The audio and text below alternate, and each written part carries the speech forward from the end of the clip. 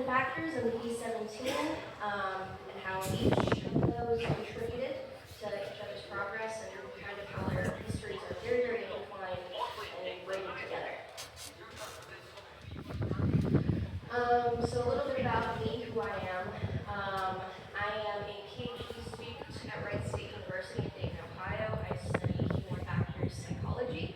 My research right now is in flight simulation specifically, how do different kinds of training impact behavior, especially where do people's eyes go in the cockpit for doing that kind of things, which I think is a lot of fun.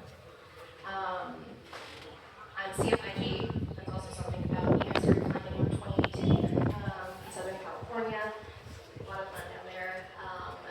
And that was eventually what led me to my interest in the field I'm in now. My favorite thing about it was seeing the individual differences in every student, every pilot I ever met, the kind of expertise, how it's developed in people, and I thought that was what I would like to immerse myself in for the rest of my life.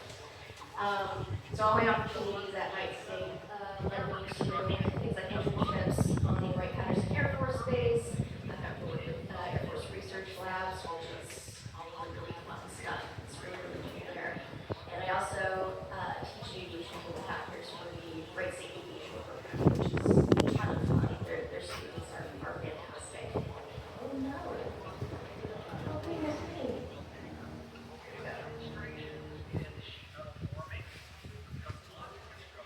There we go. All right.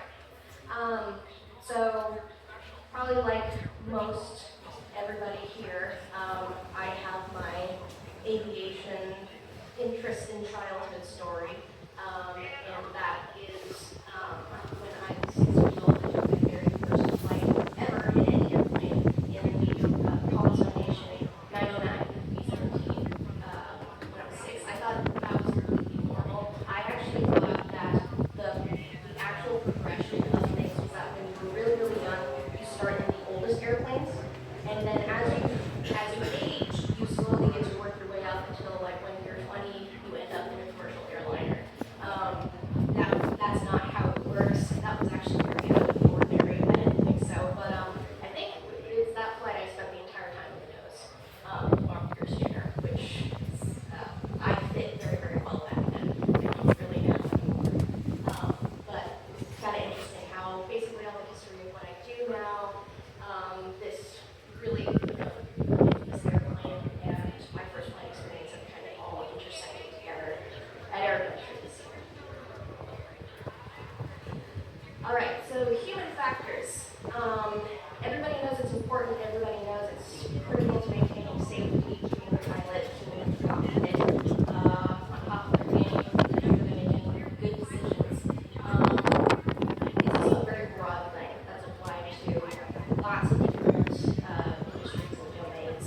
And sometimes, depending on what it means, it can be just as broad. But in general, human factors is the study of humans in their working environment and relationship between the two. So optimizing that human-machine interface relationship. It's very broad now, but its origins are rooted specifically within aviation development, as a lot of you might know, particularly during wartime, particularly during the first two World Wars. A lot of technological breakthroughs during World War II were breakthroughs specifically for human factors, for HF, as a scientific field, and in many ways serve as the breakout of the field itself. And what my job, what I do, is taught me kind of most of all is that the story of human factors as this domain, as this field, is the story of the needs of the time. Human factors is never static. It's a very, I like to call it reactive science, no matter what the basic research is that's going on at the time. The current events are all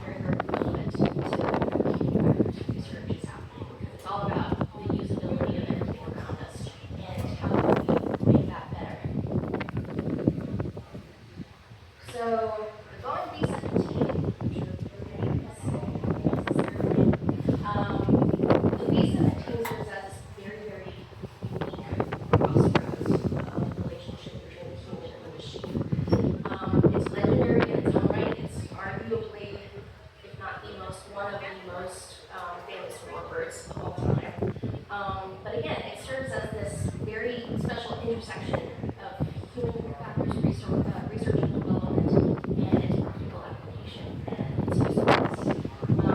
And human factors kind of say that the entire history is that there was a time before the B-17, and then there was a time after the B-17, which is what we're going to do today.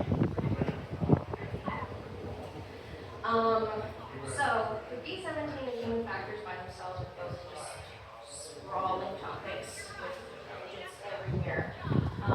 But coming from this view, it's kind of impossible to tell the story of the B-17 without also discussing the progress and the innovations in human factors that occurred alongside of it. So for this story, the events that are certainly very anticipated are the crash of the Boeing Model 299, the ergonomic development that comes with the B-17, including accommodations for high altitude flying and the Northern bomb site, and finally, the systematic airplane incidents that happened during wartime. All right, so starting from the beginning. What is the beginning? For human factors, from the moment the first human picked up a stick to do something with it, everything everywhere is in human factors, not in name, but in principle. And the first time a human had to interact with their environment, human factors was at work. However, human factors is a scientific discipline, and specifically within aviation, to solve aviation problems. So we're going to begin a little bit forward at that point. So we're going to start in kickoff, 1900. The Wright brothers achieved the first powered flight in an airplane. And very significantly, the Wright Flyer was not designed to accommodate a horse or a fish as a pilot. It was designed to accommodate a human at the controls. And this kind of shows us a very early example of human-centered design of a relatively extremely complex machine. So powered flight, yes, was an extremely huge milestone, but the equally, if not more significant thing, is that the machine was built so that humans could reliably control it, and they were trained also, they could learn how to control it. So kicked off what's known as the pioneer era of aviation, which was basically a wild time. If you wanted to build an airplane, if you wanted to fly an airplane, go ahead, why not? Anyone can do anything. I don't believe pilot certification became a thing until the 20s, so everything was fair game, Zeppelins, anything with wings that got off the ground. And that was great.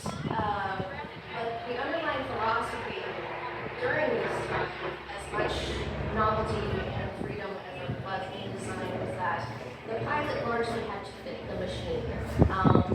The machine didn't necessarily have to be built to the pilot.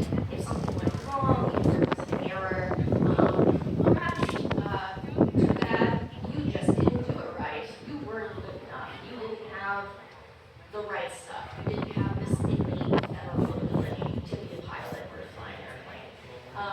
Which kind of is ironic when you think about selection and certification of pilots. If this quality is innate and it's something kind of unknowable, how are you going to pick and legally certify people to repeatedly and reliably do this if you don't really know what it is?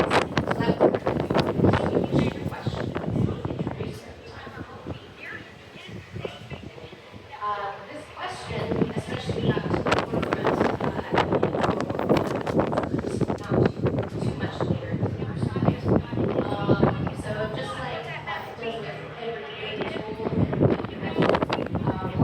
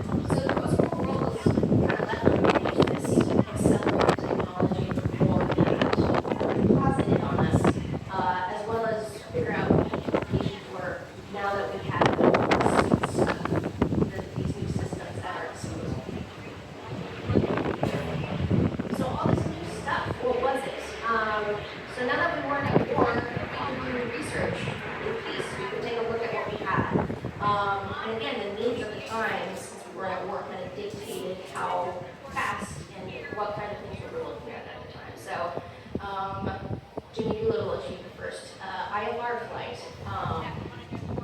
with gyroscopic instruments and Airventure altimeter completely blind, had a hood on.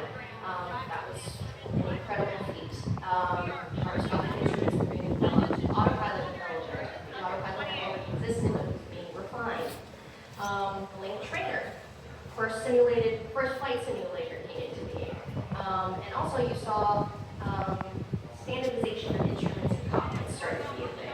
So that meant if you were a pilot and you went from one airplane to another, it was actually possible to throttle in the same place as the last airplane you've flown, instead of in a completely different place.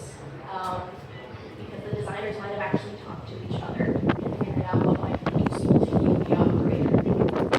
So this new machinery was revealing this new role that the operator and the pilot had with it in terms of how we can manage and establish ourselves in relation to its complexity.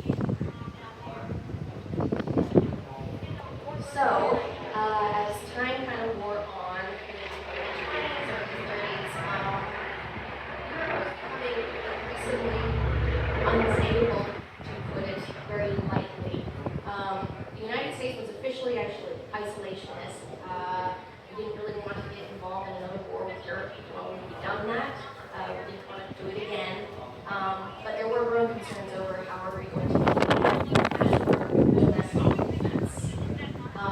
Strategic air power at this time was being increasingly recognized as this major new military capability for Europe. And even narrower than that strategic bombardment was seen as the number two to establish defensive safety. So kind of during this time, it was seen that long-range and high-performance bombers, heavyweight bombers, were becoming more of a national priority of military focus.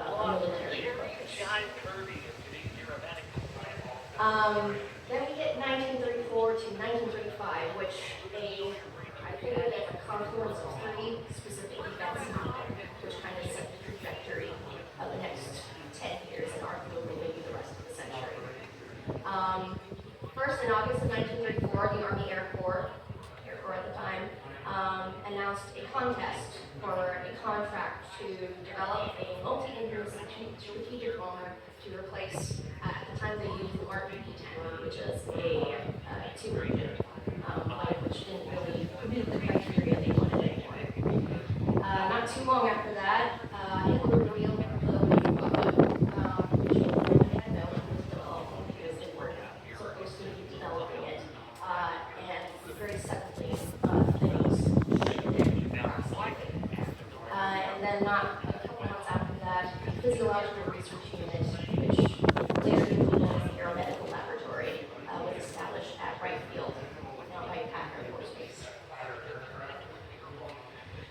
So this first event, strategic bombers, this focus that the military had at the time, the use for them was hypothetically they would be established along the Pacific coastline to defend that side of the country from overseas attacks, hypothetically from Japan at the time.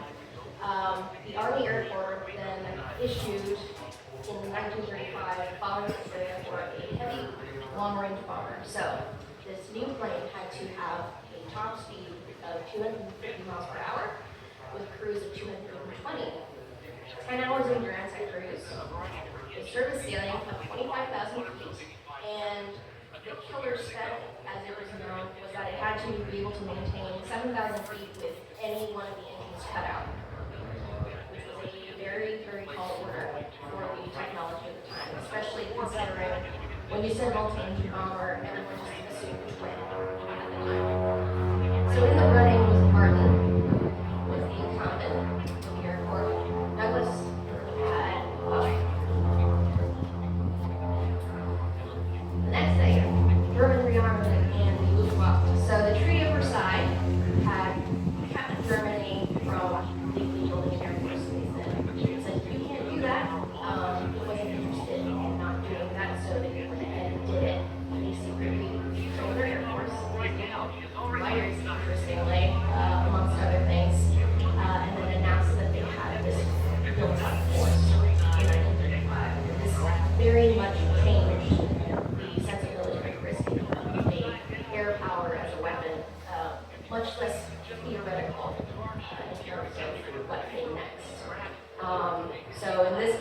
question of long-range defense and establishment of dominance become a lot more urgent.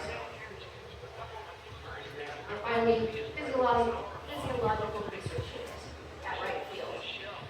So this unit was established by Harry G. Armstrong, who is widely considered the father of aerospace medicine.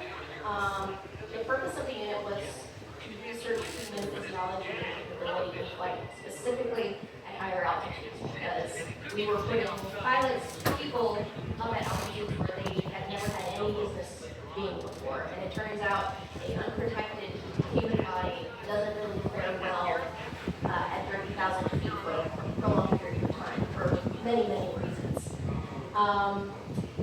The unit was kind of novel in its approach because it was kind of addressing the issue of not figuring out whether pilots were fit or unfit, by their innate ability, but what can be done to engineer the airplane environment in order to accommodate their own capabilities and limitations.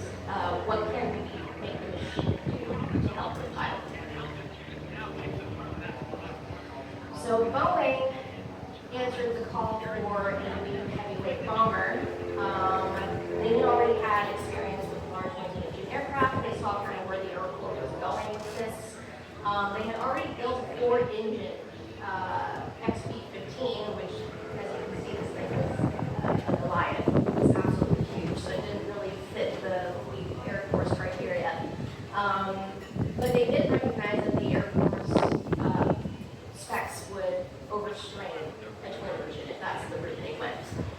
However, they also noticed that in the specs, the Air Force did not say it had to be twin, it just had to be multi. So they put four engines on it, and we ended up with the Model 299 prototype. Four 750 horsepower factory rated engines, 250 mile/hour top speed, exceeding spec criteria. It could carry up to 48 bombs in its internal bomb bay, and it had a monoplane wing with 103-foot wingspan. And this thing, especially considering 1935, this thing visually is gorgeous. It was chrome, reflective. No one had ever really seen anything like this before, especially with the amount of power that it has. And its capabilities were just kind of out of this world. At its maiden flight on July 28, 1935, which is coincidentally coming up in not too long, at Boeing Field, the press dubbed it a 15-ton flying fortress, just because of how it stands out. In August, it flew from Seattle to Wright Field in Dayton, Ohio, to compete in the Air Force fly-off that they were having there for this contest. It covered 2,100 miles in 9 hours and 3 minutes at an average speed of 233 miles an hour. It outpaced the escort planes. They couldn't keep up, which I found very, very hilarious. And it beat its EAA by 2 hours, so by the time it landed, there was no one there to be greeted.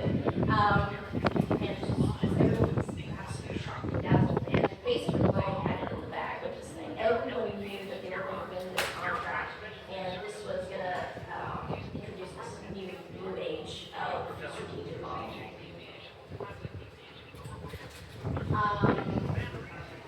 In October, end of October, 94 days after its maiden flight, the 299 crashed very shortly after takeoff during the evaluation flight, during the fly-off at Wright Field. Eyewitnesses there said that just after lifting off, the 299 pitched up very steeply, stalled, kind of turned on the wing, and then struck the ground right between first. And it was destroyed. It was gone. 2 pilots were killed in the crash. Joint test pilot Leslie Tower, as well as Air Corps Major Boyer Hill. The rest of the crew survived, and one other pilot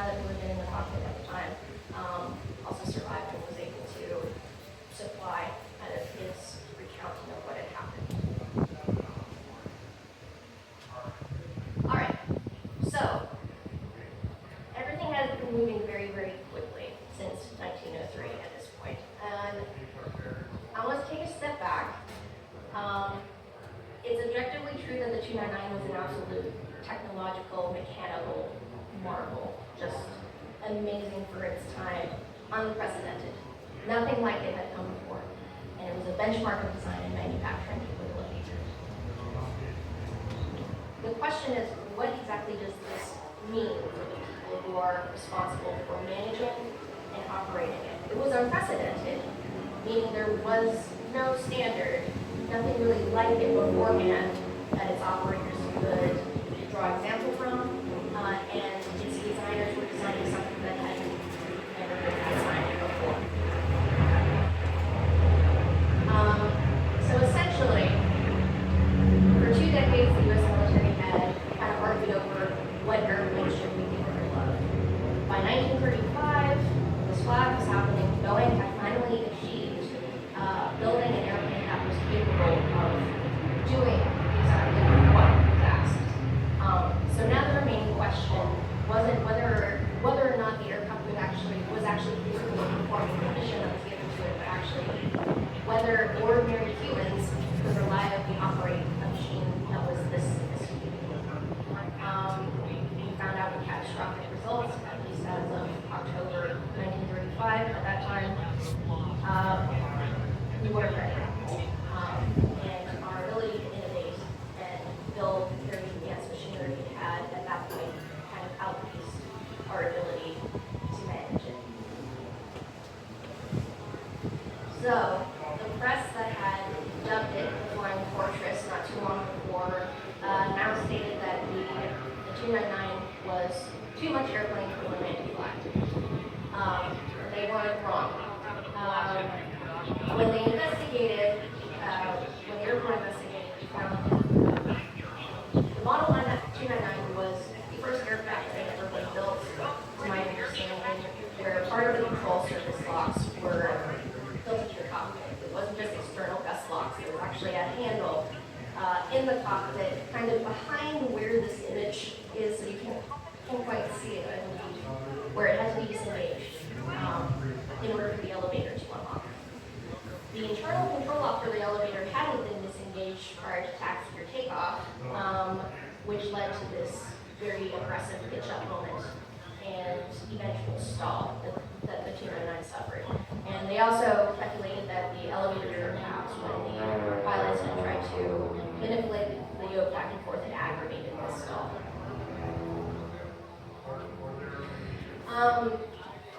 The board of officers, they concluded that there was no mechanical failure, the engines and propellers were fine, the autopilot was fine, structural aerodynamics, everything was completely fine, there was nothing wrong with the airplane. And they didn't state this in the report, but indirectly the 299 crash was considered a result of pilot error, which this term was used a lot at the time, and was used to describe behavior from very inadvertent mistakes to purposeful violations of breaking the rules. So it wasn't very useful in pinpointing what exact error the pilots had committed in this chain of events.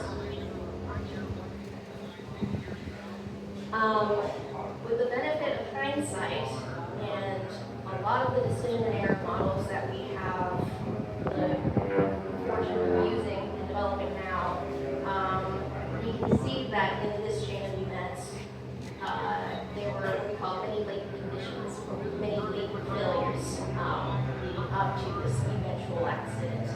And probably seen this model before, Swiss cheese model repair, eventually all of those cheese line up and catastrophic outcome takes place. So what were we asking these pilots to do that kind of looked them into this outcome? They were required to memorize complex procedures all by themselves. The entire crew had to maintain a shared understanding of every single event, everything that happened as it unfolded, and update their understanding all collectively at the same time, every time it needed to be updated, somehow. More complex machinery than had ever needed to be managed before now needed to be managed. And the aircraft was built again by designers who had never had to address all of these kinds of problems at this level of complexity and basically criticality. So again, we sitting here have the luxury of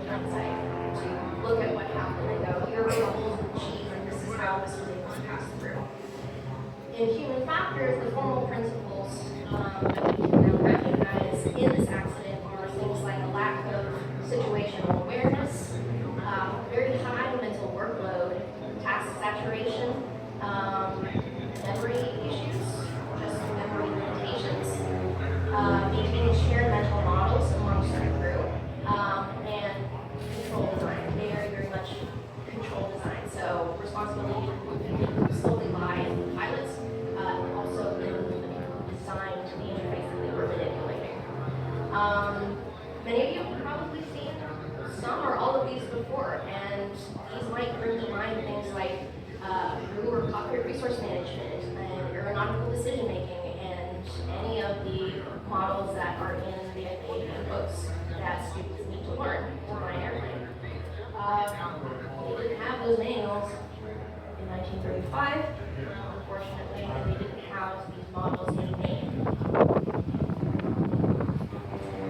So going back to the past, what happened after the 299? So without a flying prototype, Boeing basically had a day.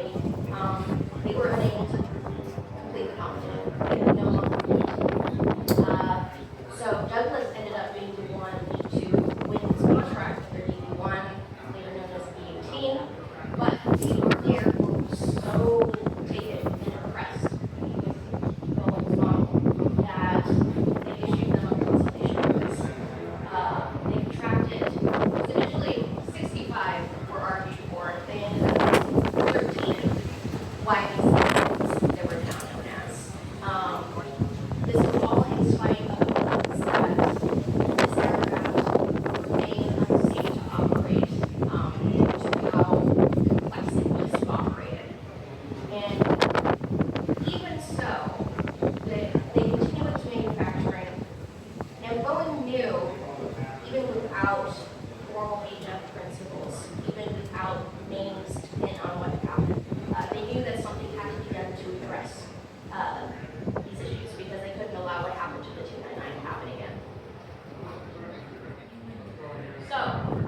they created the checklist. The checklist essentially, it was a written list of critical actions that had to be performed before, during, and after flight. It ensured that every crew member followed the same standardized procedures every single time altogether. It provided confirmation and some amount of redundancy for critical safety tasks, and it also reduced the reliance on just memory as aircraft became increasingly complex and operators had to hold more and more steps in their head. So this is, I believe, for the B-17G. Eventually, you can see the graphics and everything is very fancy. But it was something that Boeing really wanted to do to their pilots. They absolutely did not want their pilots trying to find something to do this by themselves. Checklists as a concept were not new. They had been around for a while, especially in aviation, being used informally. Looking at a few of them, kind of putting this presentation together, they're more reminiscent of a shopping list than a recipe.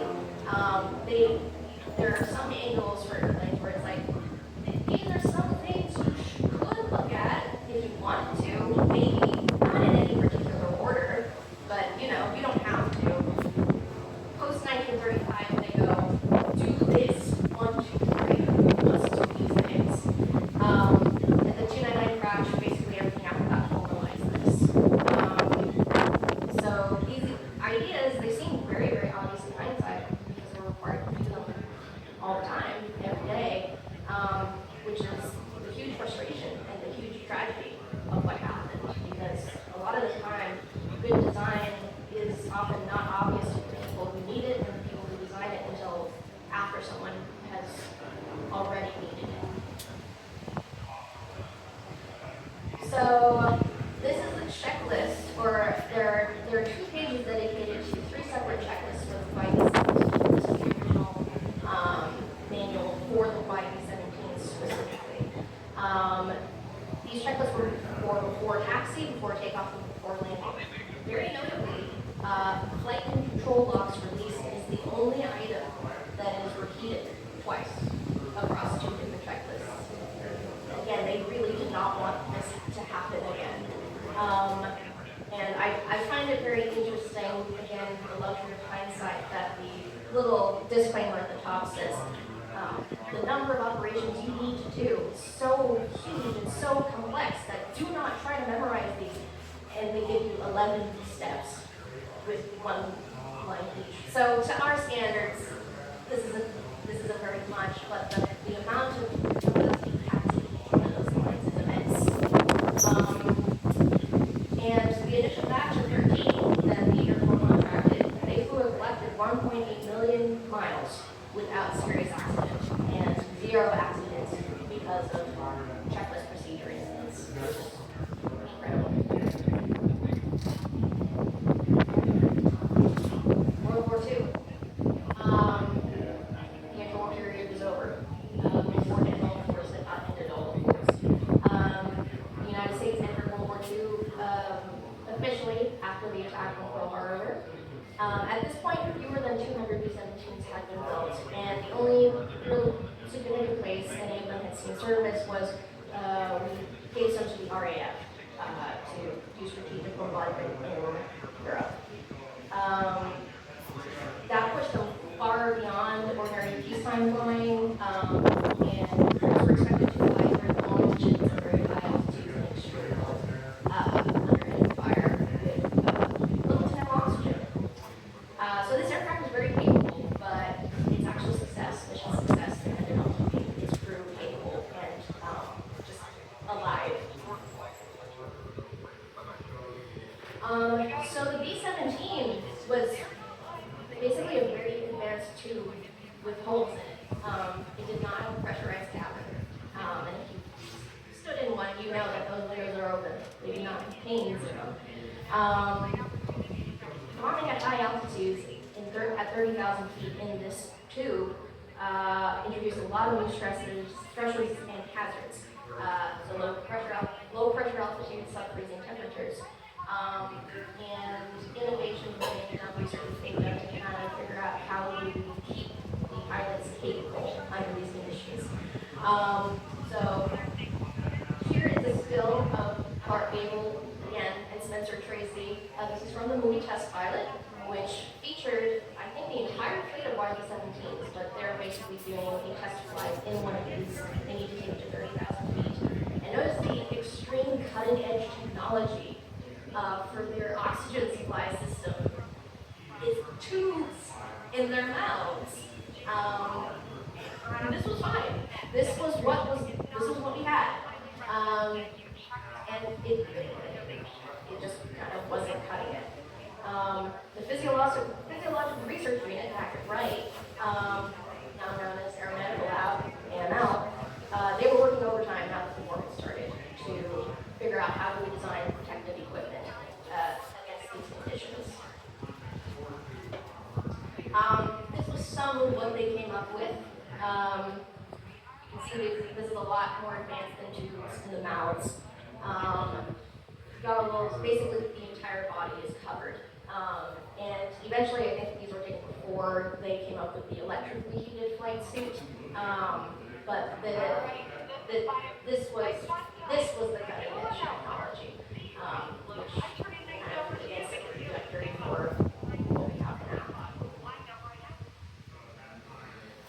All right, another part of B-17 development at this time. High altitude bombing. This required a lot of precision and accounting for altitude, airspeed, wind heading, bomb trajectory, a lot of different variables all happening at the same time within a very short period. What we had at this time, B-17, that's kind of braided together very, very tightly, is the Norden bomb sight, which is kind of infamous in itself.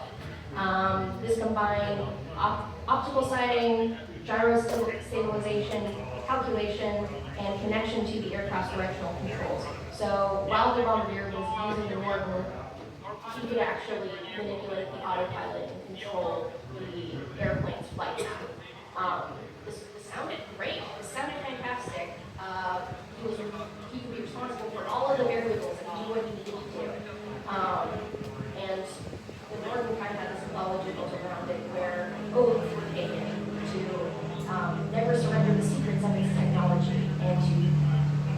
vaults to guard its technological secrets. A bombardier who was interviewed said that the Norden took both hands, both feet, and the teeth to operate. There wasn't a limb that was free if you were doing what you were supposed to be doing with it. It gave the bombardier a lot of capability.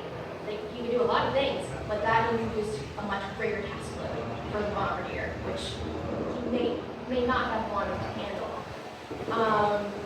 He needed to allocate basically all of his senses, all of his attentional limits to flying the airplane, targeting the bomb site, calculating the bomb site, all of these things. And the problem was many small errors in calculations could contribute to massive discrepancies and mistakes in targeting the bomb site. The bomb site was very, very delicate mechanically. I read somewhere that if it was operated normally, it would just grind itself into dust internally. I don't know if that's going to be true. Scholars would love to know. But it didn't really handle vibrations or temperature or rough handling very well, which made it not the best thing to put in the nose of a B-17 during a bomb run. So in this case, yeah, it was really advanced. It was very cool. It also put a lot of load on the human operator that maybe they shouldn't have had to handle. So, a feat of mechanical engineering. Maybe a very poor example of human-machine integration and the DeLorean of bomb sites. Absolutely. All right. So, in 1941, the Army Air Force, now the Army Air Force, established its aviation psychology group. The need for psychological study, it had been already recognized that psychologists were needed in the Air Force, mostly to figure out how to improve the inadequate selection methods and training methods that were present in the Air Force. 3 centers were established for the psychology program across the nation and recruited psychologists both from within the Army and from research, from academic research at different universities. At Wright Field, they were still looking at how to accommodate for human physiological limits. They were looking at things like G-forces now, in addition to high altitude flying, and more questions about ergonomic design were being answered there and being asked. However, they were finding in kind of a natural way that if we were going to introduce principles for physiological design and to accommodate the body, we also had to apply this to systems that were managed by the mind of the pilot and kind of start doing cognitive or mental ergonomics in addition to designing the human physiology. So at the Aeromedical Lab, kind of in a very natural way, physiological research implicated not just physical but cognitive ergonomics. With the physical issues, they were having to ask, how can we design to accommodate the kind of cognitive constraints and flexibility of the pilot? Like the pilot has limited attention. How do we accommodate that? How do we make sure that we're not overloading them in their mission so that they're actually capable of doing what we're asking them to do? The successful performance of the flight depends on a pilot's perception and how he responds. How do we define perception? What is it? How do we measure it? And how can we predict his responses so that we can make sure they're the same thing happening every single time? All right, this is where the B-17 comes back. During the war period, B-17s were repeatedly being landed gear up for no apparent reason. No one could figure out why it was happening, and it just kept happening repeatedly over the course of several years. On short final, without fail, the gear would go up, it would pancake. The diagnosis, again, in this incident was pilot error, which was not really useful in figuring out why they were doing it or what was going on. Which is where our friend, perhaps my academic great-grandfather comes in. Alphonse Chapanis was a psychologist, the very, very first psychologist who's ever employed at Wright Field. His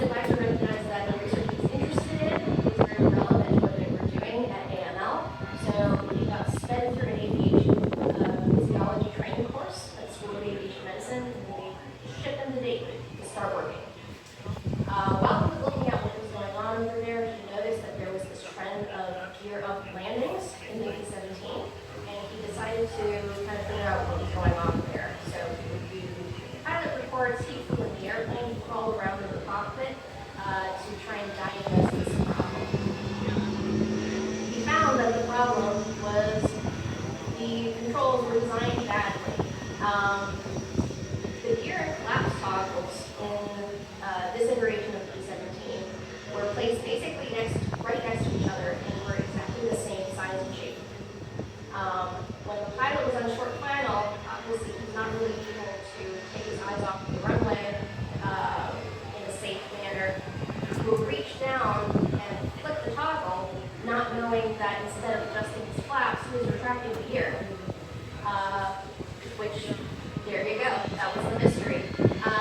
Chicana's solution to this was he made by himself 2 different pieces of rubber, one shaped like a wedge and another shaped like a wheel. He glued them to the controls, to the toggles, so that when the pilot reached down to kind of feel out which control he was touching, he could differentiate them by their shape. And as soon as he did this, it just stopped happening. Exactly, it just stopped instantaneously.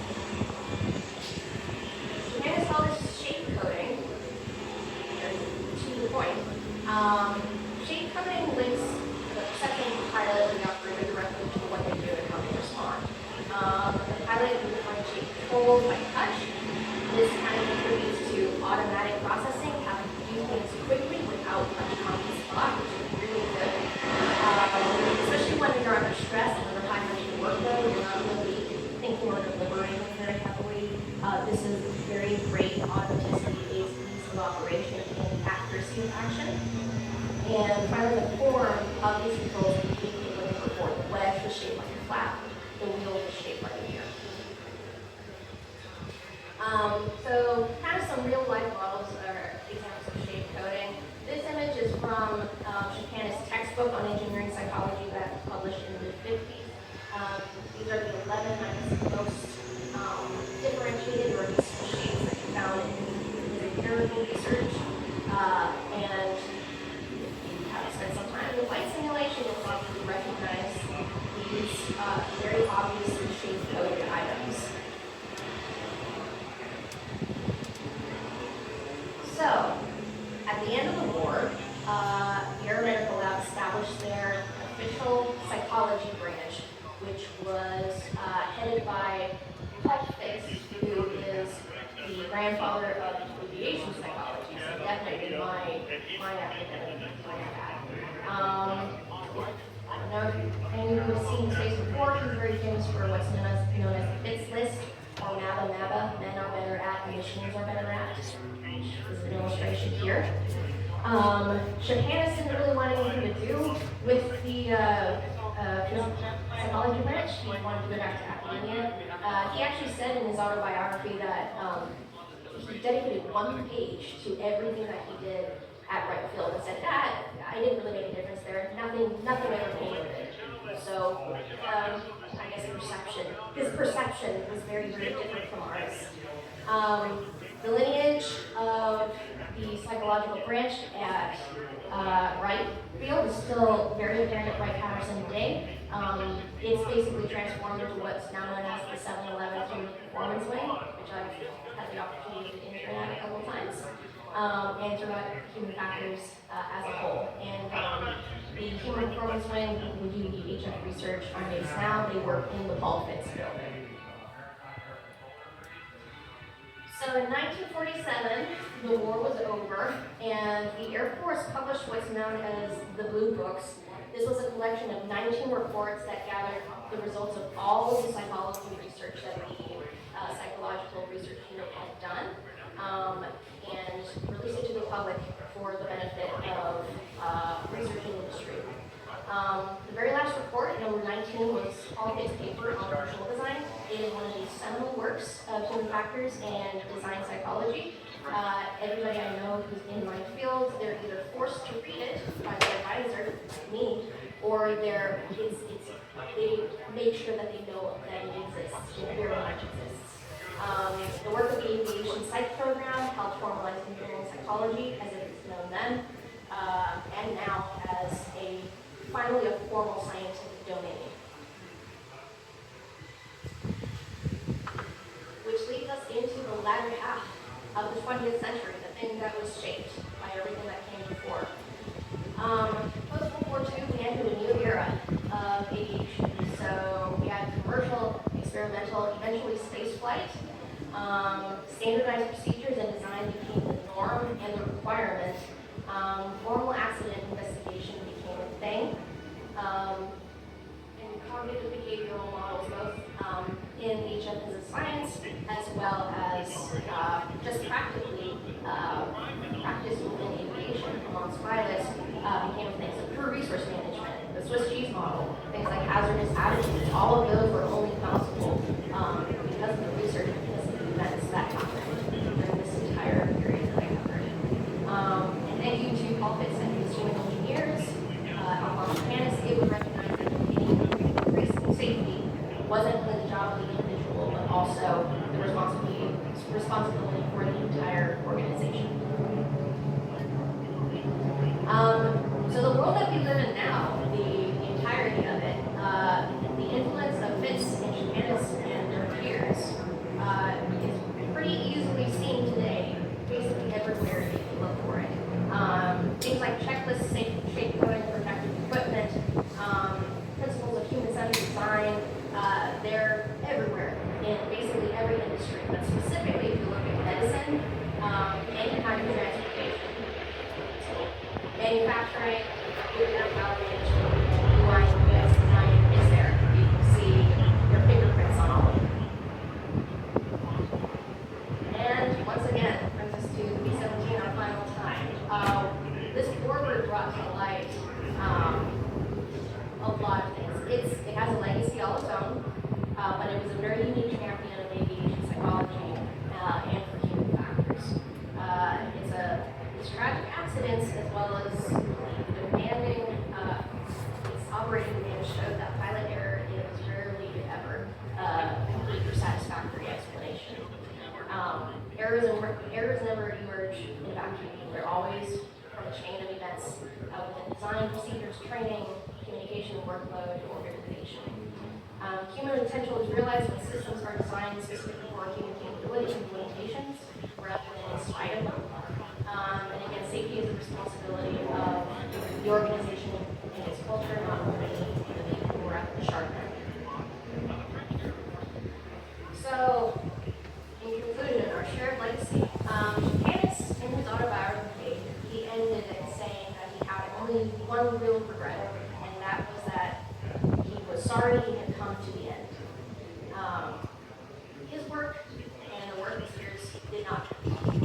Human factors still growing now through its researchers, through its practitioners, through its students like me, and its principles, all those established principles now shape aviation and so many other industries.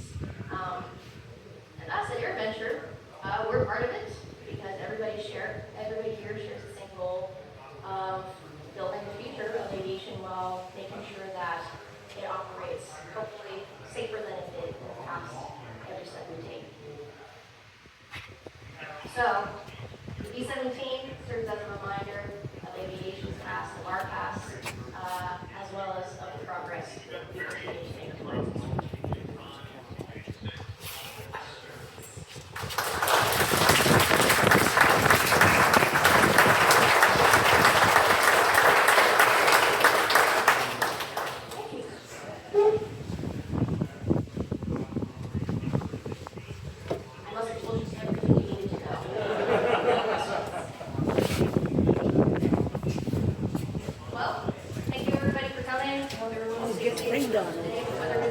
Got a little bit of